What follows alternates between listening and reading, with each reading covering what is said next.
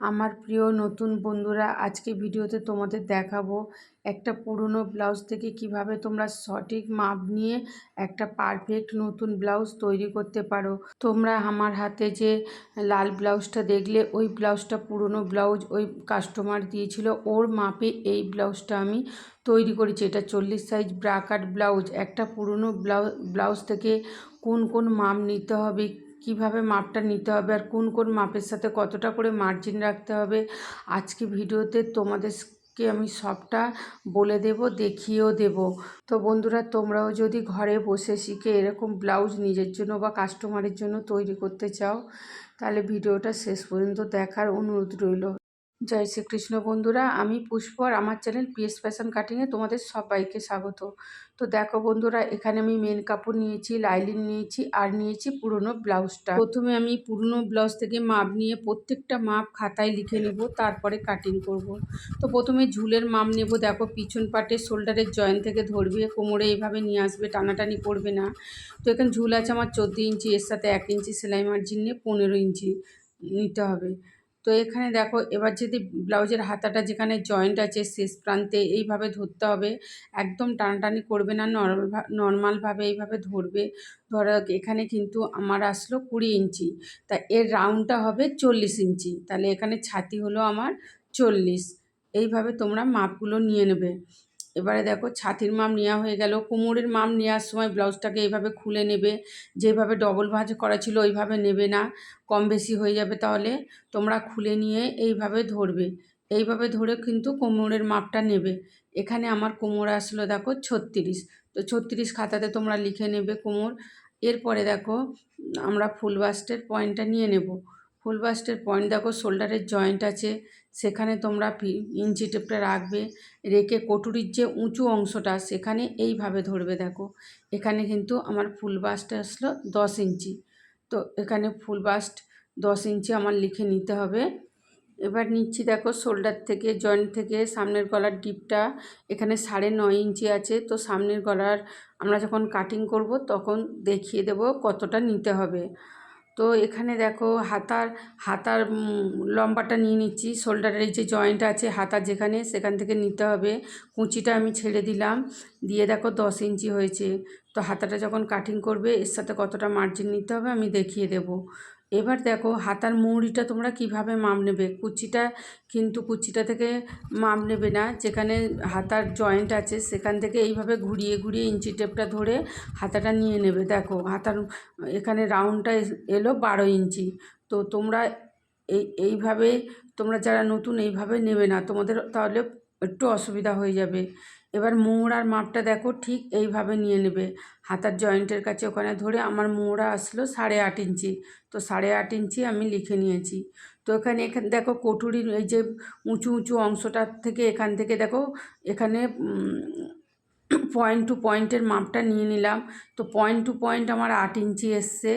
এবার দেখো, পুরনো ব্লাউজে কাস্টমার যখন বলবে পিছনে আমার যতটা ডিপ আছে ততটাই থাকবে, ঠিক এইভাবে তোমরা মাপটা নেবে। এখানে ডিপ, এখানে পিছনের মানে এর মাপটা আছে 5 ইঞ্চি। তো আমার কাটিং করার সময় কতটা নিতে হবে সেটা তোমাদের দেখিয়ে দেবো। 5 ইঞ্চি আমি তুলে নিলাম।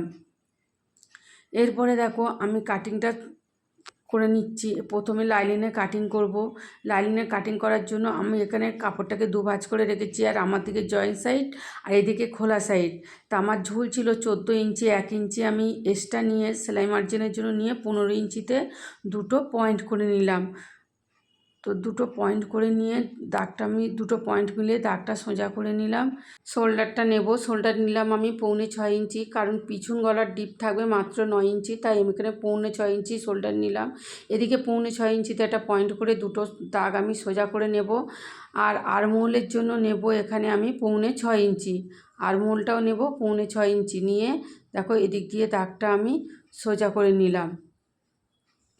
তো শোল্ডার নিলাম 6.25 ইঞ্চি, আরমোলের জন্য নিলাম 6.25 ইঞ্চি।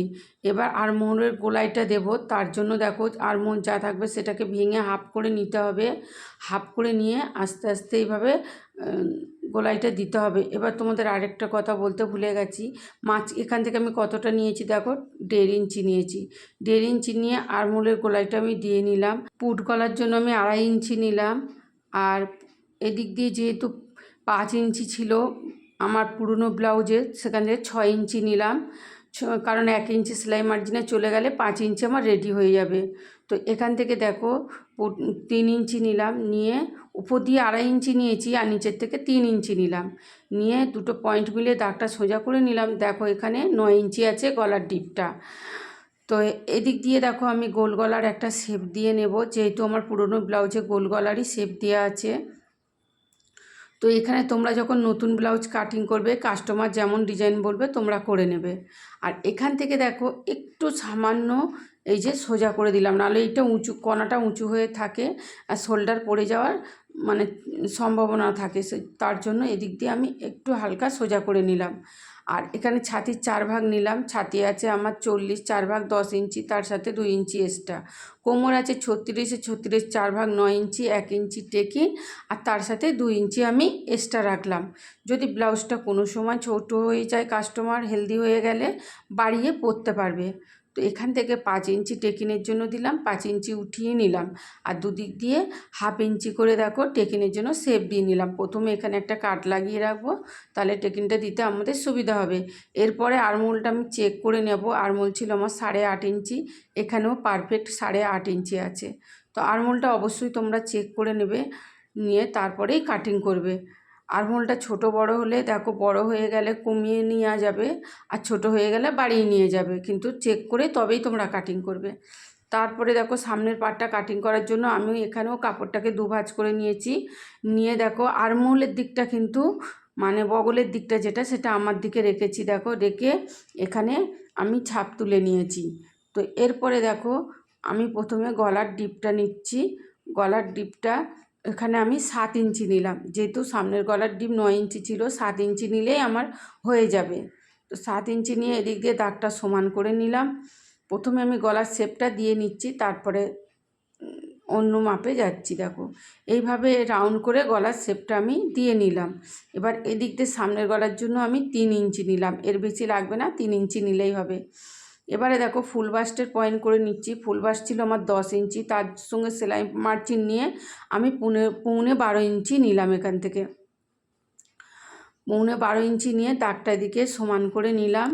আর এক্ষেত্রে দেখো কটুরি ব্লাউজ সেলাই করতে গেলে আমাদের প্রথমে কাপড় বাড়িয়ে নিতে হয়। আমি কিন্তু এখান থেকে 1.5 ইঞ্চি কাপড় 1.5 ইঞ্চি করে বাড়িয়ে নিয়েছি কাপড়। দেখো এদিক দিয়ে দাগটা সমান করে দিলাম, তোমাদের বুঝতে সুবিধা হবে। 1.5 ইঞ্চি কাপড় আমি বাড়িয়ে নিয়েছি। দেখো এরপরে কটুরিটা বের করতে গেলে ছাতিকে আমাদের 10 দিয়ে ভাগ করতে হবে। ছাতিটা যা থাকবে সেটাকে 10 দিয়ে ভাগ করে নেবে। হ্যাঁ, ছাতি আছে আমার 40, 40কে 10 দিয়ে ভাগ করে নিলাম 0.4। তার 0.4 হলো আমাদের কটুরির এক দিকের মাপ। তা আমি প্রথমে এই দেখো 4 ইঞ্চি নিলাম কটুরির এক দিকের মাপ, তার সাথে কিন্তু 4 ইঞ্চি আবার নিলাম কটুরির আরেক দিকের মাপ, তার সাথে নিতে হবে 1 ইঞ্চি সেলাই মার্জিন। এখানে 1 ইঞ্চি আমি সেলাই মার্জিন নিলাম। এবার সেলাই মার্জিন নিয়ে আমি যতটা পেয়েছি কটুরির জন্য, সেটাকে এইভাবে ভাগ করে মিডিলটাকে বের করে নিতে হবে। কটুরির মিডিলটা বের করে নিলাম। এবার কটুরির জন্য আমি শেপ দিচ্ছি। দেখো এখানেও 1 ইঞ্চি 2 সুতো নিলাম, নিচেও 1 ইঞ্চি 2 সুতো নিলাম, উপরেও 1 ইঞ্চি 2 সুতো নিলাম, আর এর নিচে আমি নেব 0.5 মানে 1/2 ইঞ্চি। এটা কিন্তু যে কোনো সাইজের জন্য আমরা এখান থেকে 1/2 ইঞ্চি নিয়ে নেব। 4টে পয়েন্ট আমি আস্তে আস্তে মিডিল পয়েন্টে মিলিয়ে দিলাম। দেখো এটা তোমরা হাত দিয়ে দিতে পারো, স্কেল দিয়েও দিতে পারো, এভাবে মিলিয়ে দিতে হবে। তারপরে এখান থেকে দেখো 5.5 ইঞ্চিতে একটা পয়েন্ট করে নিলাম, নিয়ে এই পয়েন্টে আস্তে আস্তে নিচের পয়েন্টের সাথে মিলিয়ে দিলাম। এটা দেখো একদম সোজা করেও দেবো না, বেঁকা করেও দেবো না, ঠিক যেভাবে আমি দিয়েছি দেখো তোমরা ঠিক এইভাবে দেবে। এরপরে দেখো নিচের পাটের জন্য আমি 4.5 ইঞ্চি নেব। দেখো এদিক দিয়েও দাগটা সোজা করে দিয়ে, তারপরে দেখো এদিক দিয়ে 4.5 ইঞ্চি নিলাম, দিয়ে এদিকে দাগটা সোজা করে নেব, এদিক দিয়েও দাগটা সোজা করে নেব। এরপরে দেখো এখানে কিন্তু যে কোনো সাইজের জন্য তোমরা পৌনে 1 ইঞ্চি এখান থেকে শেপ দিয়ে নেবে এইভাবে। আর এই যে কটুরিটা আছে না, একটু এইভাবে রাউন্ড করে দেবে, গোল করে দেবে, তাহলে দেখতে ভালো হবে, কটুরিটা সুন্দর হবে এইভাবে। আর এখান থেকে আরমোলের শেপ দিয়ে দিলাম, 2 সুতো মতো আরমোলের শেপ দিয়ে নিলাম। আর গলা একটু ভিতর থেকে গলার শেপটা দিয়ে নিতে হবে, একটু ভিতর থেকে, তাহলে গলাটা ছড়ানো হলে দেখতে ভালো হবে। তোমরা যদি বেশি ছড়ানো করতে চাও তাহলে 1/2 ইঞ্চি মতো শেপ দিয়ে নিতে পারো গলাটা। আর এখান থেকে দেখো 6 ইঞ্চি নিলাম, আর এর দাগটা সোজা করে না দিয়ে এভাবে 1 ইঞ্চি তোমরা নিচের দিকে নামিয়ে দেবে, হ্যাঁ, সোজা করে দেবে না। আর বেল্টের জন্য দেখো এদিক দিয়ে 5 ইঞ্চি নিলাম, আর 5 ইঞ্চি নিয়ে দেখো পিছনের পাটটা আমরা বসিয়ে নেব, নিয়ে এদিক দিয়ে দাগটা দিয়ে নেবো। আর এই দাগটা কিন্তু সোজা রাখবে না, এভাবে 1 ইঞ্চি তোমরা ভিতর থেকে নিয়ে নেবে, কারণ পিছনের পাটে যখন আমরা টেকিংটা দেবো না তখন এটা মেকআপ হয়ে যাবে, ফিটিংসটা কিন্তু খুব সুন্দর হবে। আর মাঝখানে হালকা করে নৌকার মতো শেপ দিয়ে নিলাম। এবার দেখো আমাদের মানে সামনের পাটটা পুরো ড্রয়িং হয়ে গেছে, এবার আমি কেটে নিচ্ছি।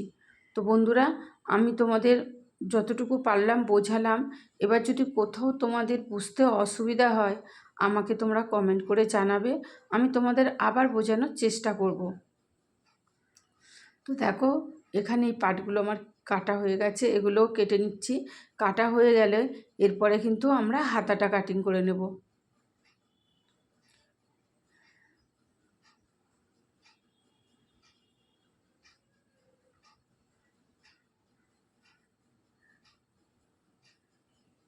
তো দেখো সামনের পাটটা টোটাল কাটিং করা হয়ে গেছে।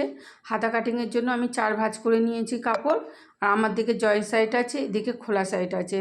এবার দেখো তোমাদের হাতের লম্বা যতটা থাকবে ততটা নেবে, আর তার সাথে কিন্তু 1 ইঞ্চি তোমরা অবশ্যই সেলাই মার্জিন রাখবে। এদিক দিয়ে দেখো আমি সমান করে নিলাম কাপড়টা। আমার হাতা লম্বা আছে 10 ইঞ্চি, তোমরা তো দেখলে। তার সাথে কিন্তু 1 ইঞ্চি নিয়ে আমি টোটাল 11 ইঞ্চিতে একটা পয়েন্ট করে নিলাম। 11 ইঞ্চিতে পয়েন্ট করে দাগটা সমান করে নেব। এর 3 ইঞ্চি নিচে আমি আরেকটা পয়েন্ট করে নেব। দেখো পয়েন্ট করে নিয়ে এদিক দিয়ে একটা দাগ দিয়ে নেব। এরপরে আমরা মৌরির মাপ নেব। মৌরির রাউন্ডটা ছিল আমার 12 ইঞ্চি, তার হাফ নিলাম 6 ইঞ্চি। তার সাথে তোমরা 1 ইঞ্চি 1.5 ইঞ্চি তোমাদের পছন্দ মতো এক্সট্রা কাপড় রাখতে পারো। আর দেখো এখানে মোহরটা আমার হবে 8.5 ইঞ্চি, তো 8.5 ইঞ্চিতে একটা পয়েন্ট করে নিলাম। আর এদিকে 2 ইঞ্চিতে একটা পয়েন্ট করে ঠিক আস্তে আস্তে এইভাবে 8.5 ইঞ্চিতে নিচে মিলিয়ে দিতে হবে। আর এখানে আমার কাপড়টা একটু কম আছে, তো জয়েন্ট দিতে হবে। আমি সেলাই করার সময় জয়েন্ট করে নেব। তো এখানে দেখো হাতার ড্রয়িংটা আমার হয়ে গেছে, তো এভাবে কেটে নিচ্ছি। আর মিডিলে একটা কাট লাগিয়ে তোমরা তালপাটটা কেটে নেবে, কিন্তু তালপাটটা আমি এখন কাটছি না, এটা আমি জয়েন্ট করার পরেই তালপাটটা কেটে তবে আমি হাতাটা লাগাবো। তো দেখো এখানে এবার আমার যে মেন কাপড়টা সেটাকে 4 ভাঁজ করে নেব। 4 ভাঁজ করে, আর পাটটা আমার একদিকে আছে, তো আমি হাতাতেই পাটটা দেব, কোমরে দেব না, কারণ ছোট সাইজ হলে না কোমরে হয়ে যায়। আমার যেহেতু এটা 40 সাইজ অনেক বড় আছে, কোমরে আসবে না। তো একটু যতটুকু বাজবে সেটা আমি লটকান করে নেব।